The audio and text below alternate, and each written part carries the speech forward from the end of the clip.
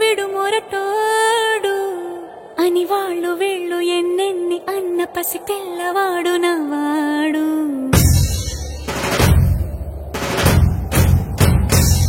విడు ముండోడు అని ఊరు వాడ అనుకున్న గాని మహారాజు నాకు నవ్వాడు.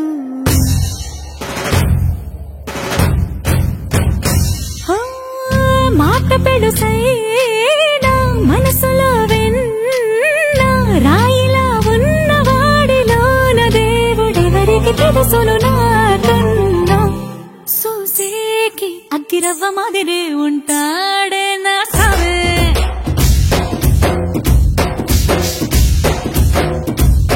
మెత్తాని పత్తి పువ్వుల మరి సంటాడే నా సావే.